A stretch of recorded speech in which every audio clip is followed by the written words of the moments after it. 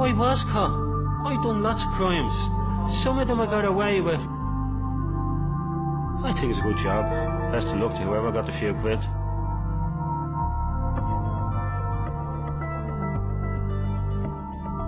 If someone does a robbery and no one's killed or no one's shot, it sounds like, well, they're an ordinary decent criminal. There's no such thing. Armed robbery brutalises people. They tax you on the proceeds of crime. That's what the Criminal Assets Bureau do. Because of my ignorance to the tax laws, that's why I paid them that. They didn't get paid on the proceeds of crime. They got paid on taxes. The Criminal Assets Bureau, by its name and its very nature, is about two things. It's about criminality and it's about assets. But you were a major criminal.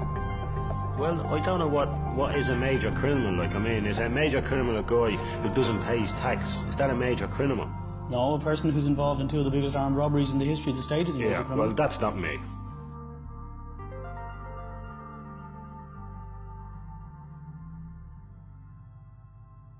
This is the story of a modern-day criminal godfather, Gerry Hutch. The once poor boy from Dublin's inner city is today a multi-millionaire. Some achievement for a man who, as an adult, never held down a full-time job. So how did he do it? He says compensation claims enabled him to buy houses, invest his money, and ultimately become wealthy. Others point to two of the biggest armed robberies in the history of the state. I started with 25 plus 9, 10, 35, and I've done a lot of business in property. It was a good time, and that's where I made my money. If people say armed robberies, so be it. I mean, I was questioned about these armed robberies you're talking about, so we let them decide, the people. But the figures don't add up. Sometimes figures don't add up. At 5:30 p.m. on the 26th of January 1987, three armed and masked men held up and stole over £1.3 million from a Securicor cash in transit van outside the Bank of Ireland at Marino Mart in Fairview in Dublin. Gerry Hutch says he wasn't involved, and yet £75,000 from that robbery ended up in his Northern Ireland bank account. The Gardai recovered another £129,000 from two men, Francis Sheridan and Loman Hickey, who they believed were acting for Hutch. Sheridan and Hickey admitted laundering the money and were subsequently convicted and jailed. No, not the money they had. It wasn't my money. Well, they said it was the money from the Marino Mart robbery. Well, then it was for the Marino Mart. It wasn't mine. And they said they were holding it for you. They were laundering it for you. Yeah, well, that's not true. They weren't. £75,000 of the money from the Marino Mart robbery ended up in your bank account in Belfast. No, I had a bank account in Belfast with money in it, all right. I wasn't under Marino Mart. It was found to be the Marino Mart money. At the end of the day, yeah, they weren't happy that I had proper title to it, and they didn't give it back to me. They didn't give it back to you because it was the Marino Mart money. I don't know about that. It was Securicor's money. The Belfast High Court gave it back to Securicor and said that was the money that was stolen from the Marino Mart robbery, and you were trying to claim that was your money. Obviously you either did stole claim it. that was my money, yeah. It was my money, and I lost my case. It wasn't their money. But it's not just money that's lost during armed robberies, and while no one was killed at Marino Mart or Clonshock, people were traumatised and irreparably damaged. We've had individuals with a gun put to your head, and you were told, if you don't do this, I'm going to either kill you, kill your family. We've had situations whereby family members have been told, if you don't do what I'm going to ask you to do now, you're not going to see your wife and child alive again. Now that's not normal in any society. That's not victimless. And I saw the result of this type of crime at first hand in Templemore, Scott Medal ceremony in 1982, when we had 3 Garda widows presented with Scott medals. Their husbands had been mown down in the previous 18 months in the course of armed robberies and one person carrying explosives. 8 years after the Marino Mart robbery, a gang of armed and masked men broke into the Brinks Allied Security cash holding depot at Clonshock in North Dublin. This time the loss was more than double that of Securicor's. £2.8 million in cash was driven away across the backfields and never recovered. Once again, The prime suspect was Gerry Hutch. I know all about it. I've been arrested, questioned about it, I've been written about. That happened in 95. I thought it was 96. It was 95. 13 years ago. £2.8 million. Yeah. The biggest robbery in the history of the state at the time. Yeah. You say you know all about it. Tell us about it. I've read all about it in the newspapers. That's what I know about it. And any time it's written about, my photograph was thrown in. I was brought down to the station, arrested. Well, what was that like? Well, they interrogated me about the robbery, and I think they were satisfied it wasn't me, and they released me. I don't think they were satisfied it wasn't you. They released me at the end of the day. Well, they had to, because they had no evidence on you, because it was such a well-planned job. No, if you've no evidence on something, it's obviously you didn't do it. No, it's not obvious you didn't do it. You know, if everyone knows you've done it, like, everyone knows you've done it, there has to be stuff to back it up. The main suspect was arrested following an exhaustive Garda inquiry and nothing of evidential value. When you go in and you have to, the very first thing that you have to tell a person who's been interviewed is you're not obliged to say anything unless you wish to do so, but anything you do say will be taken down and given in evidence. You're actually telling that person to stay quiet. And that's the reality of it. And is that what happened? That's basically what happened. He would talk the hind legs off you about anything else that you wanted to talk about, but ask him anything in relation to the robbery, he knew nothing, and on the advice of the solicitor, he had nothing to say. In fairness, the Gardai believe you did it. Yeah. There's enough intelligence to link you to that robbery. There's enough intelligence to link you to the Marino Mart robbery. The community believe you did it. And every criminal in Dublin believes you did it. Yeah. Okay. And why would they all believe that? Not the guards, every criminal and every people in the city. Because they read it in the paper. I'm beginning to believe I've done it myself from reading it in the paper. When you read these things every week after week, there must be no smoke without fire. It looks that way, it sounds that way. If it barks, it's a dog. I didn't do the robbery, you know. But why do you say that when you know you did and everybody else knows you did it? No. I mean, the money that you made, the figures just don't add up. I mean, we've just gone into the Marino Mart one. Yeah. I mean, you know, the compensation claim, it doesn't really wash. It doesn't wash with you, it washes with me. Well, the evidence is there in the money and the figures that don't add up. Because one minute, you're a guy who has no money, who's grown up in poverty. Yeah. You get a compensation claim. Yeah. And now you're a multimillionaire. Very suddenly you're a multimillionaire. And coincidentally, around the same time, two of the biggest armed robberies in the history of the state are carried out. Yeah. And you're linked to both of them. Yeah. That's it. Do you really expect people to believe that? I don't care what they believe, to be honest. But what can I say? If everyone believes I've done them, hands up. I didn't do them. That's all I can say. It's very difficult for the police to call in known criminals and try and get information when they can just sit there and look at a fixed spot on the wall. Second element is you've got bail laws that, from our perspective as an industry, as soon as we see who's out on bail, we know we're going to get attacked. Because these people are going to commit robberies because they're going to go away for a long stretch, so they might as well get done for two than as for one crime.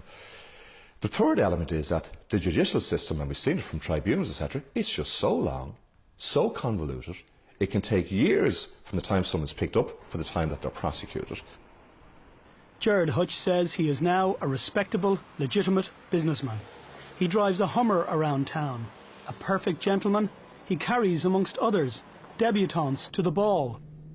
The company is registered as Carry Anybody, or CAB, his own little joke on the Criminal Assets Bureau, which sent him a bill for over £2 million. Hutch negotiated a settlement and paid £1.2 million, £500,000 of that in cash. He also availed of the tax amnesty. Because of my ignorance to the tax laws, that's why I paid him that.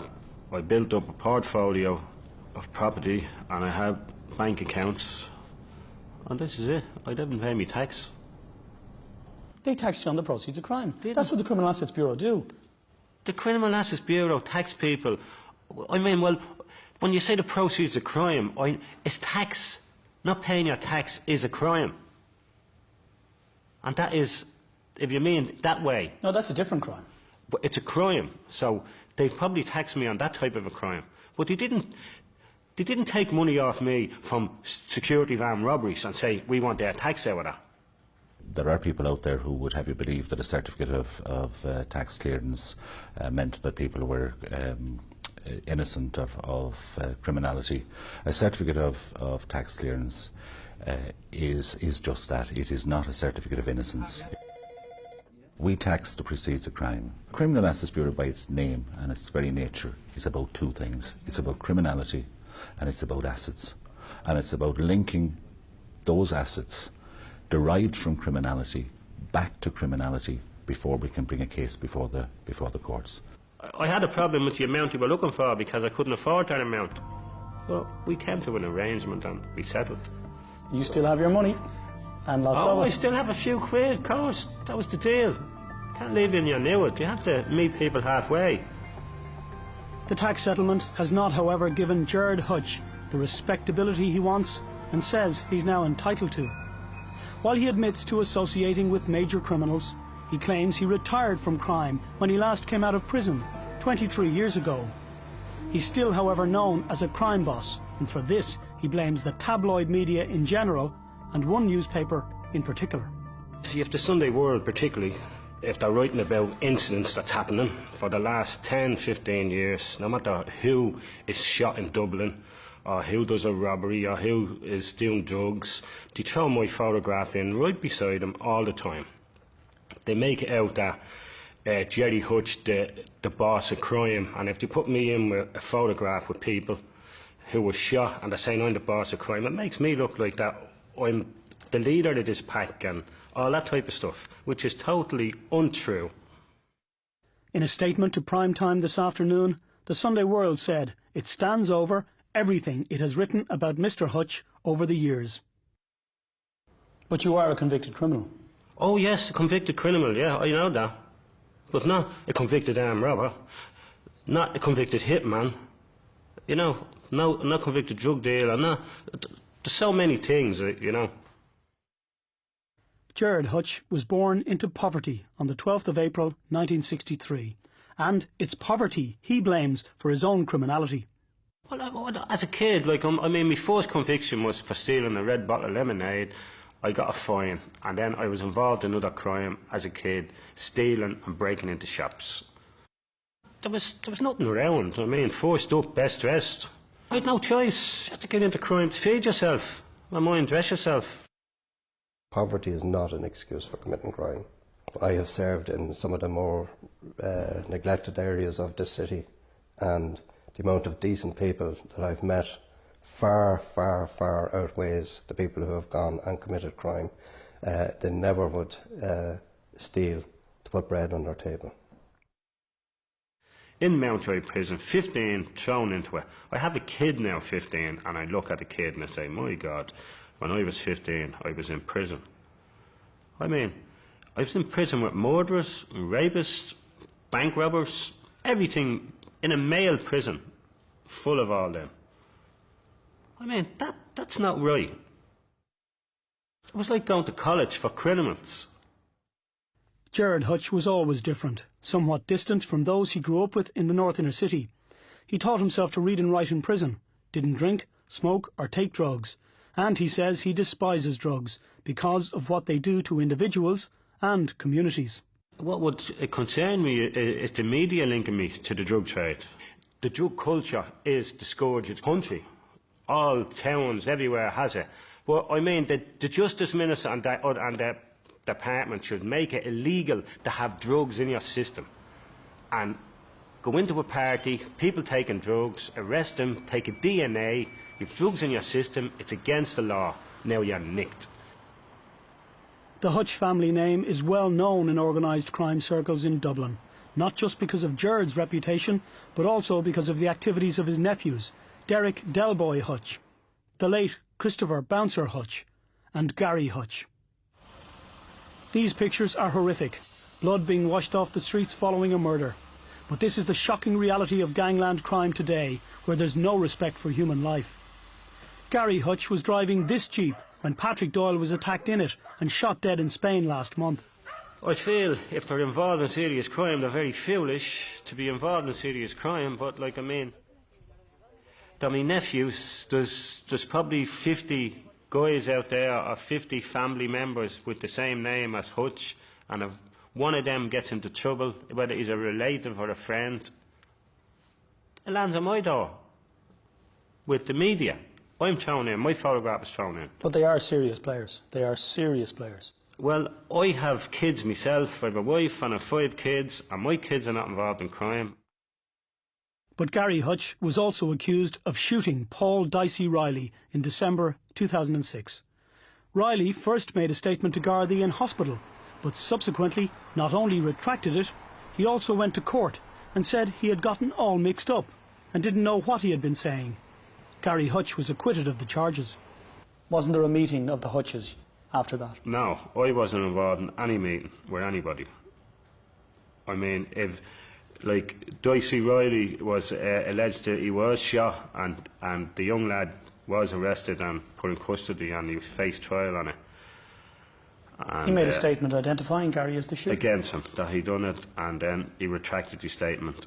And how did that happen? Well, I don't know. I mean, if people get shot and he's in hospital on a dying bed, he's liable to say anything. Well, he's not really.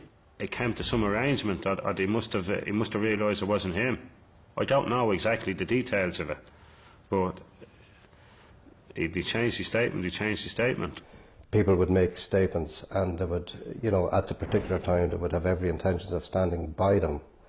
Then all of a sudden, they would either get a phone call or a shot fired through their door or a petrol bomb up against their house, and the next thing they would be in touch with you and saying, look, I'm sorry, but I can't give that evidence, and I want to withdraw my statement. The Gardai haven't laid a glove on Gerry Hutch in over a quarter of a century. He was last convicted of a criminal offence in 1983 and insists he hasn't committed a crime since. People here feel he's the victim of a campaign of vilification. Yeah, come on, say what? What do you want to say? The papers want to leave this man alone. Good, I'll take some. Gerry Hutch built this boxing club, Corinthians, in Dublin's north inner city, and he helps fund it out of his own pocket. And whether or not that's the proceeds of crime, it's the kind of amenity that's badly needed in the area but hasn't been provided by the state. It's also a vivid illustration of the influence and power he wields within this community and the respect and fear he engenders in the criminal community. Well, yeah, probably so, but it's not like back off or I'll do this. Doesn't have to be said. Yeah, well, maybe so. Yeah, if that's it, that's it. But I would have done that on numerous occasions, I mean. A man of influence?